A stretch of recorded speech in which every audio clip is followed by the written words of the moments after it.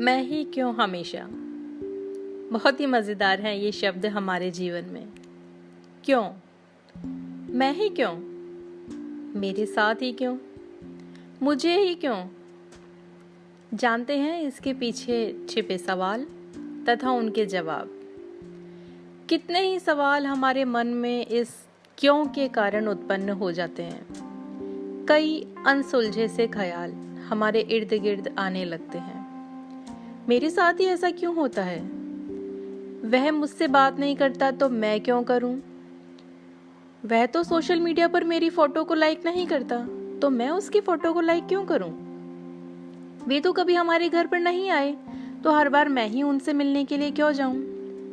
ऐसे बहुत सारे सवाल इस मैं क्यों के कारण हमारे मन मस्तिष्क में उभरते रहते हैं।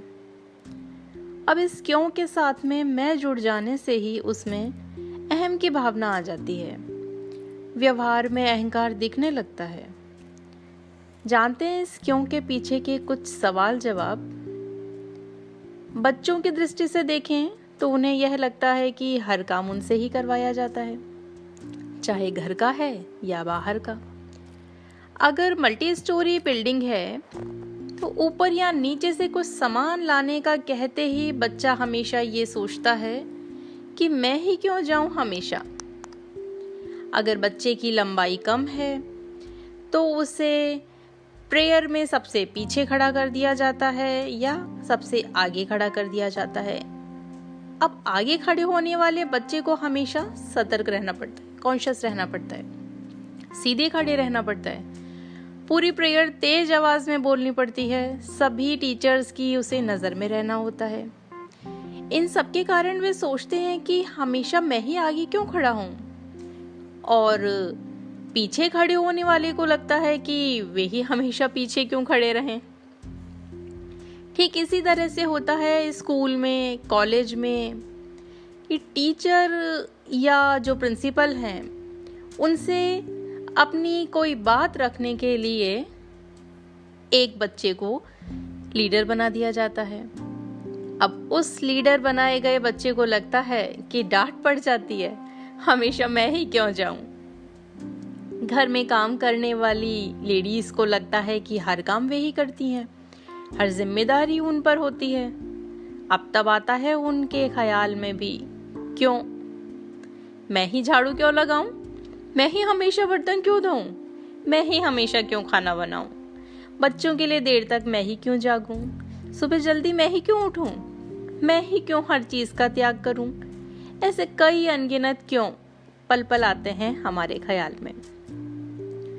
कार्यस्थल पर काम अगर हमें ज्यादा दे दिया जाता है तो भी मन में आता है, मुझे ही क्यों हर काम करने को कहा जाता है। लेट आते हैं तो ये लगता है मुझे ही क्यों टोकते हैं हर बार, दूसरे टीचर्स भी तो लेट आते हैं। किसी टीचर के नहीं आने पर अगर क्लास में उनका अरेंजमेंट लगा दिया गया तो उनके ख्याल में आता है मेरा ही अरेंजमेंट क्यों लगाते हैं हमेशा। काम अगर ठीक से नहीं होता है तो हमेशा ये सुनना पड़ता है आपने ही अच्छे से नहीं किया। अब फिर ये आता है कि हर बार मुझे ही कहते हैं कि मैंने अच्छे से नहीं किया। फिर से बहुत सारे क्यों। अब इस क्यों के पीछे के जितने भी सवाल हमारे मन में आते हैं, जानते हैं उनके जवाब। बच्चों को घर के या बाहर के काम के लिए भेजने के पीछे होती है उन्हें आत्मनिर्भर बनाने की भावना। कभी कभी घर के किसी सदस्य के शारीरिक रूप से अस्वस्थ होने की दशा में बच्चों से काम करवाने के पीछे होती है उनमें सहयोग करने की भावना का विकास करने की मंशा। घर में महिलाओं से अपेक्षा होती है सभी काम करने की, तो उसके पीछे होती है उनमें जिम्मेदारी की भावना का अधिक होना, पाक कला में उनका निपुण होना, परिवार के सदस्यों को जोड़े रखने का उनमें गुण होना। नींद, खाना या और कुछ भी, बच्चों के लिए इन सब का त्याग सिर्फ एक माँ ही कर सकती है और कोई नहीं। क्लास का लीडर बनाकर भेजने के पीछे होती है आप में छुपी नेतृत्व क्षमता, आपकी बोलने की कला, टीचर्स का आप पर विश्वास, आपकी अच्छी छवि के कारण रजामंदी मिल जाने की आशा। प्रार्थना में या कक्षा में आगे या पीछे खड़ा रखने या बिठाने के पीछे होता है विद्यालय संचालन की सुव्यवस्था को बनाए रखने का भाव, बच्चों में अनुशासन लाने का, समानता लाने का भाव। हर बार अगर आपका अरेंजमेंट लगाया जाता है तो इसके पीछे होता है आपका सरल स्वभाव, आपका बच्चों से और बच्चों का आपके प्रति स्नेह, प्रबंधकों का आप पर विश्वास, आपकी कक्षा नियंत्रण क्षमता। कार्यस्थल पर अगर काम ज़्यादा दे दिया जाता है तो इसके पीछे होता है आपके कुशल होने का भाव, आपकी श्रेष्ठता। कार्य ना होने या अन्य किसी बात पर टोकने के पीछे मकसद होता है आपकी कुशलता में कमी नहीं आनी चाहिए और व्यवस्था बनाए रखने का भाव। इस क्यों का जीवन में प्रभाव भी बहुत पड़ता है। इसी संबंध में मेरे बचपन की एक घटना बताती हूँ। तब मैं 4th या 5th क्लास में पढ़ती थी। उस स्कूल में जब तक मैं पढ़ी, क्लास की मैं मॉनिटर हुआ करती थी। किसी भी विषय की बात हो, पाठ पढ़ने के लिए मुझसे ही कहा जाता था। एक बार साइंस टीचर ने मुझसे कहा लेसन पढ़ने के लिए। लेसन थोड़ा बड़ा था। पढ़ते पढ़ते बीच में 1-2 बार टीचर ने समझाया भी, तब तक मैं खड़ी रही। अब फिर मेरे पास में जो बैठी थी उस सहपाठी ने मुझे कहा बैठने के लिए और खुद पढ़ने की इच्छा जताई। अब उसे पढ़ने का मौका मिले ऐसी मेरी इच्छा भी थी, और पर बिना टीचर के कहे मैं बैठ कैसे जाऊं, ऐसा ख्याल भी मन में। इसी कशमकश में मैंने आगे पढ़ने से मना किया तो टीचर ने फिर से मुझसे कहा इतना सही तो रहा है, पढ़ो। मैंने फिर से असमर्थता दिखाई तो वे थोड़ा सा नाराज हुई और मुझे बिठाया और मेरे पास वाली से कहा पढ़ो तुम। मेरे मन में तब क्यों उत्पन्न हुआ, जब मुझे लगा कि सहपाठियों को लगता है कि मैं ही सबकी चहेती हूँ, मेरे कारण उन लोगों को किसी काम में आगे नहीं लाते हैं टीचर्स। और फिर से क्यों आया मेरे मन में तब, जबकि मैंने तो ये सोचा था कि दूसरों को मौका मिले।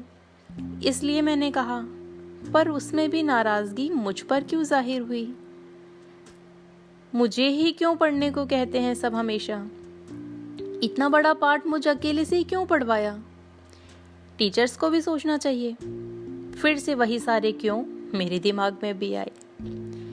अब हर विषय में हर बार मुझसे ही पाठ पढ़वाने के पीछे था मेरा कुशल वक्ता होना, मेरे स्वर, गति और उच्चारण की स्पष्टता।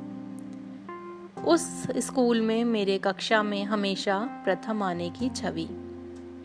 मॉनिटर होते हुए मेरा कक्षा नियंत्रण, अनुशासन, इन सभी गुणों के कारण सभी के हृदय में मेरे लिए एक पृथक छवि थी। मुझसे अपेक्षा थी कि मैं अच्छी तरह से ही पढ़ूंगी, पर सहपाठियों को समान अवसर दिलवाने में मुझ पर ही नाराजगी जाहिर क्यों हुई, ऐसा मेरे मन में बहुत बार आया। मैं क्यों करूं, मुझे क्या करना है, या फिर मैं नहीं कर सकता कहकर पीछे हटने में कई बार छुपी होती है रिश्तों को सुधारने की 1000 कोशिशें। कभी होती है खुद को ही हमेशा समर्पित ना करते रहने की भावना, तो कभी किसी की सफलता या प्रतिभा के बखान से होती जलन या ईर्ष्या, कभी किसी की बढ़ती लोकप्रियता के कारण स्वयं की छवि की असुरक्षा की भावना। जहन में कई बार सवाल आ जाता है कि मैं ही क्यों हमेशा हाशिए पर खड़ा कर दिया जाता हूँ। कभी आपकी परवाह करने की आदत को दखलंदाजी समझ लिया जाता है, तो कभी आपका ज्यादा अच्छा होना, मेहनत और जिम्मेदारी से काम करना भी कई बार लोगों की आंखों में खटकने लगता है। मन में समर्पित होकर काम करने के बाद भी नकारात्मक टिप्पणियों को सुनकर मन कह ही उठता है, आखिर मैं ही क्यों हमेशा। समझ समझ का फेर है। इसलिए कभी आपकी सोच को दूसरा नहीं समझ पाता है और आप स्वयं भी नहीं समझ पाते कि ऐसा क्या हो गया, क्यों हुआ। मैं ही हमेशा गलत क्यों समझा गया, मैं ही क्यों। इससे कभी झुंझलाहट का भाव आता है तो कभी स्वयं पर अभिमान का भाव। जीवन में इस क्यों में फंसने की बजाय इससे बाहर निकलने की बहुत आवश्यकता है। मैं ही क्यों? आप इसलिए क्योंकि आप में क्षमता है, आप में आत्मविश्वास है, साहस है, कुशलता है। अब अगर इस मैं क्यों के साथ नहीं जोड़ दें तो इसमें क्यों नहीं से बहुत से सवालों के जवाब खुद ही सुलझ जाएंगे और आप में स्वाभिमान के साथ लगनपूर्वक काम करने की इच्छा जागृत होगी। दूसरों के नकारात्मक विचारों, उनकी सोच और व्यवहार से आहत होकर या उनके प्रभाव में आकर आप अपने व्यक्तित्व से दूर हो जाते हैं। नकारात्मक विचारधारा वाले, आपका फायदा उठाने वाले लोग हर जगह पर हैं। नकारात्मक विचारों को स्वयं पर हावी होने देंगे तो प्रभावशाली व्यक्तित्व को कभी नहीं अपना सकेंगे। नकारात्मक सोच वाले लोगों से दूर रहें। अपनी सोच को मैं क्यों से मैं क्यों नहीं तक लाइए। सकारात्मक सोच रखिए। सोचिए, मैं क्यों नहीं कर सकती, मैं क्यों नहीं कर सकता, मैं बिल्कुल कर सकता हूँ। मैं इसलिए करता हूँ क्योंकि मुझ में काबिलियत है। मैं क्यों नहीं कर सकता या सकती की इस सोच के साथ उत्पन्न होता है आत्मविश्वास। सोचें कि लोग आपको याद क्यों रखें। इसका जवाब इस तरह से दें कि आपकी शख्सियत प्रभावशाली है, आप श्रेष्ठ हैं। आपको भूल पाना आसान नहीं क्योंकि आपका व्यक्तित्व प्रेरणादायक है। इन सभी सिद्धांतों पर कार्य करके आप मैं ही क्यों से मैं क्यों नहीं पर शीघ्र आ पाएंगे। स्वयं के उत्थान के लिए, दोस्तों, रिश्तेदारों के साथ संबंधों को सुधारने के लिए, कार्यस्थल तथा समाज में अपना योगदान देने के लिए हमेशा मैं क्यों नहीं पर कार्य करें।